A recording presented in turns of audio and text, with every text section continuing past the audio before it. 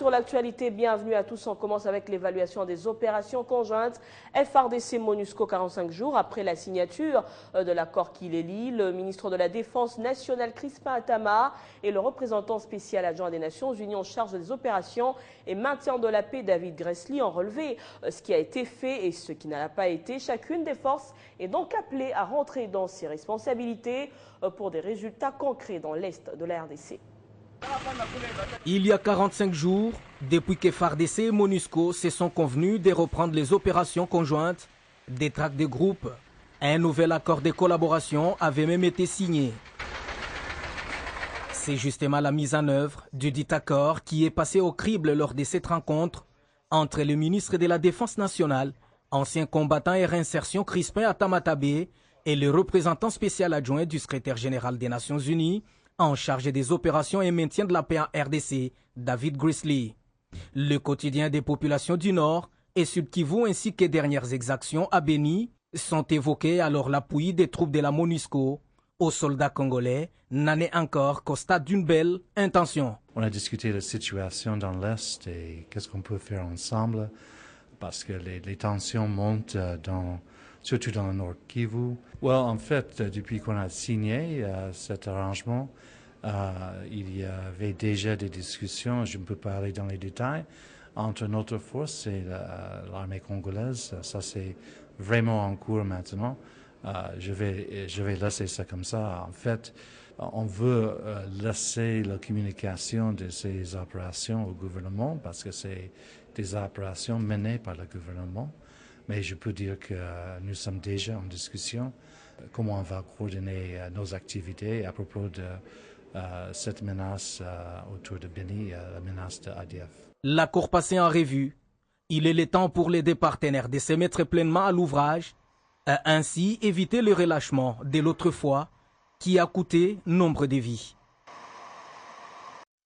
Je vous le disais en titre, le ministère de l'économie nationale a lancé la campagne de vulgarisation des 28 mesures urgentes prises pour la stabilisation et la relance économique du pays suite à la chute des cours des matières premières. L'initiative consiste à mettre les partenaires au courant de ces mesures qu'il faut le rappeler ont été prises lors d'une réunion du gouvernement présidée par le chef de l'État en janvier, suivie d'une autre en février.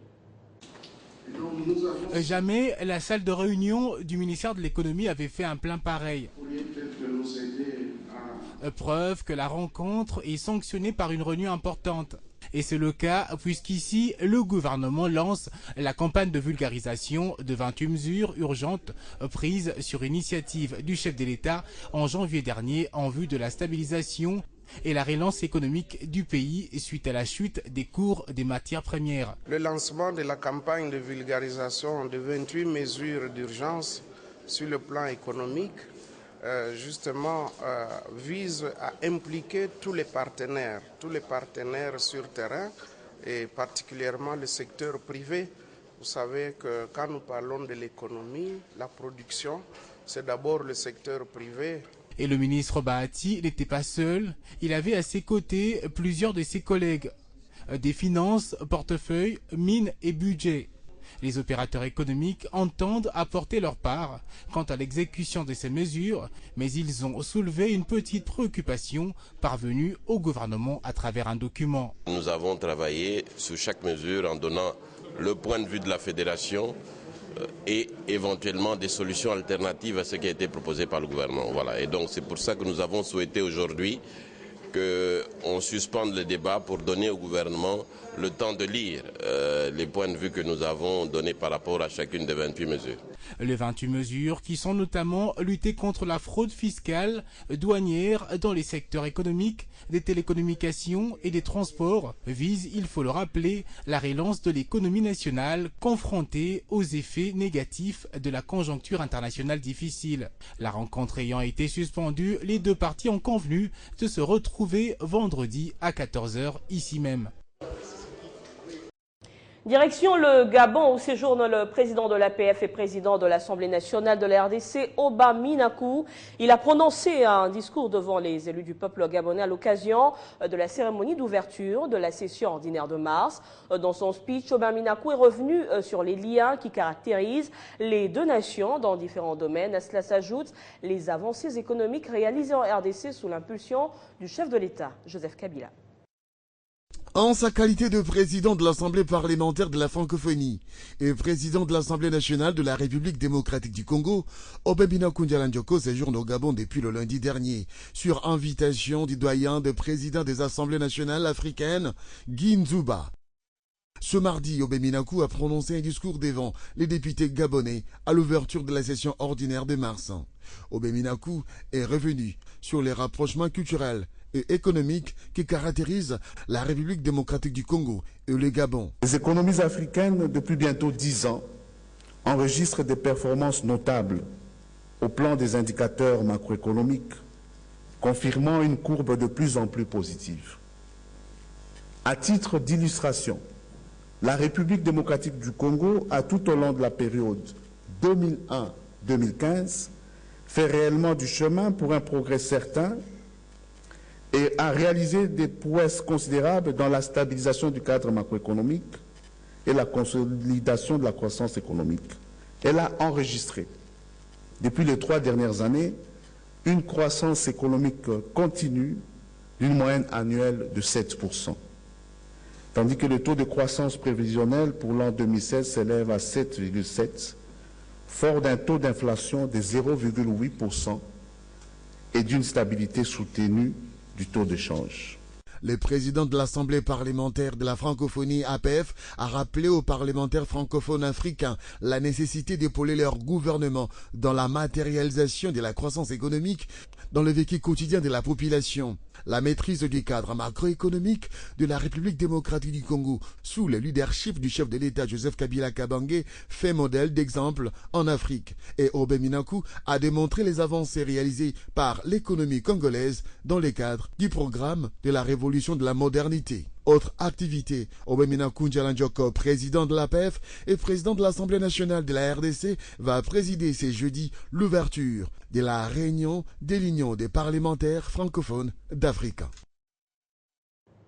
On revient au pays. Joseph Tsinga Oudjou, le président national de l'Union chrétienne pour le renouveau et la justice, une formation politique de la majorité présidentielle, a décidé d'attaquer la CENI en justice pour lui avoir réservé, selon lui, un traitement injuste dans le processus vers l'élection des gouverneurs des provinces. Dans un point de presse qu'il a animé ce mercredi à son domicile de Kinshasa, Tsinga Oudjou, qui se déclare fidèle au président de la République, dénonce néanmoins ce qu'il qualifie de manœuvre humiliante au sein de sa famille politique.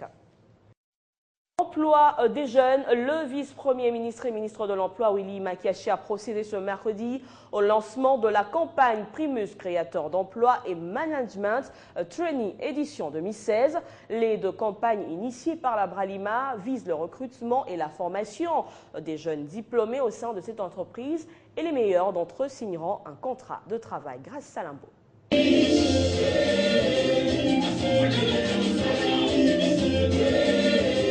Le spot en dit déjà long sur la campagne Primus Créateur d'Emploi et Management Training édition 2016.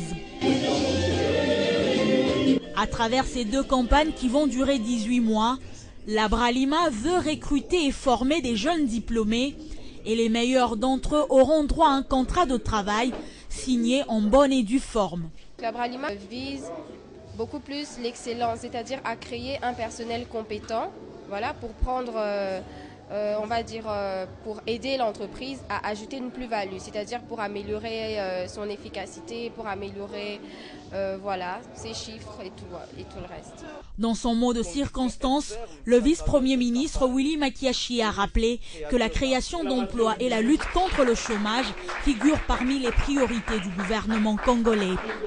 Je me dois de me réjouir davantage, car la Bralima et le gouvernement de la République partagent la même préoccupation, à savoir la création d'emplois et surtout l'emploi des jeunes, qui, en effet, est un axe essentiel de la croissance économique et de la réduction de la pauvreté.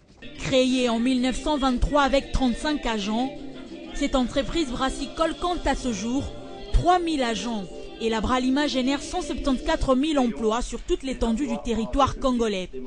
À en croire le directeur général de la Bralima, René Krujit, cette société est le premier employeur du secteur privé en RDC.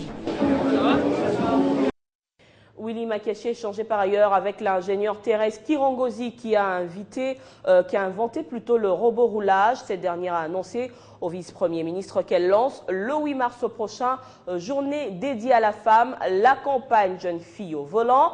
Cette campagne vise l'auto-prise en charge de la jeune fille pour la création d'emplois. Thérèse Kirongozi sollicite l'appui de la vice-primature de l'emploi. On l'écoute.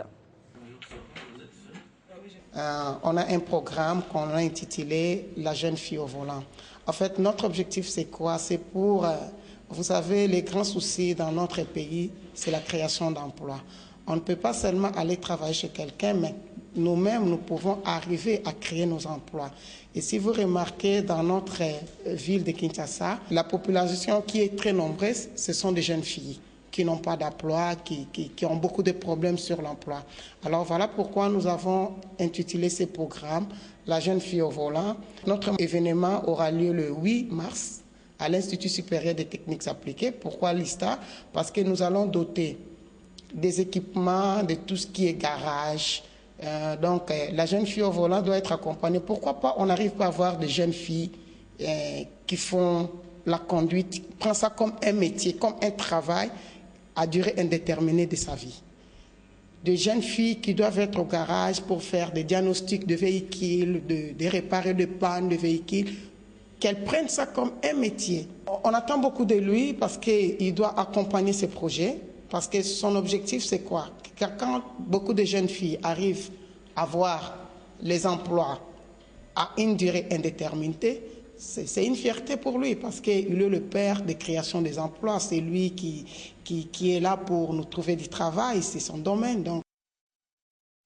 Dans l'actualité de ce mercredi également, c'est cette marche des avocats de la ville-province de Kinshasa pour exprimer leur mécontentement sur l'assassinat de l'un des leurs, maître Jean Kisumboulé. Ils ont déposé un mémo au ministre de l'Intérieur, Évariste Bochab. Ils demandent au gouvernement la sécurité dans leur métier.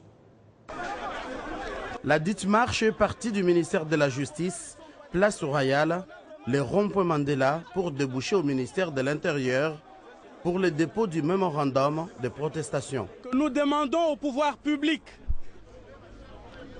d'organiser des moments où la population congolaise est renseignée, informée du rôle de l'avocat qui justement est celui que vous avez décrit tout à l'heure, de permettre à ce que la loi soit appliquée. Et ce qui nous a intéressés pour venir ici, c'est que le ministère de l'Intérieur a en charge la sécurité des personnes et de leurs biens. Et au-delà d'être des personnes particulières. Dans ce mémorandum, les avocats exigent plus de protection de la part des autorités, tant civiles que militaires. Nous venons toquer à la porte en disant « cherchons protection ». Il n'y a que ça. Nous voulons qu'on nous entende, qu'on vous entende fort. C'est pourquoi nous sommes venus tous en disant on s'est attaqué à un avocat, demain ce sera un autre. Voilà pourquoi on dit autorité, nous venons chercher protection, venez à notre secours. Pour rappel, cette marche pacifique a été organisée pour protester contre l'insécurité à laquelle l'avocat en RDC se trouve exposé à cause de son métier en général. Et le vice-premier ministre, ministre de l'Intérieur, de les rassurer que le gouvernement mettra tout en œuvre pour que les auteurs de ces crimes soient appréhendés et qu'ils répondent de leurs actes devant le juge. L'Union nationale de la presse du Congo, section Kinshasa, tient à redorer complètement l'image de la presse congolaise. Le métier doit retrouver ses lettres de noblesse et sa valeur, d'où l'assainissement du secteur avec des mesures draconiennes. Au lendemain de sa plénière annuelle tenue samedi 27 février dernier à Kinshasa, l'UNPC est passé à l'action. Désormais, l'accès aux événements en vue d'une couverture médiatique est conditionné par la présentation d'une carte de presse professionnelle édition 2016-2017 délivrée évidemment par l'UNPC. C'est une décision qui tombe comme un coup près. Elle coupe en effet l'herbe sous le pied de tous les moutons noirs qui avilissent le métier de journaliste en RDC et davantage dans la capitale. Selon ce communiqué signé UNPC Kinshasa nous parvenu, l'accès à des événements n'est désormais réservé qu'aux seuls journalistes détenteurs de la carte professionnelle de presse délivrée par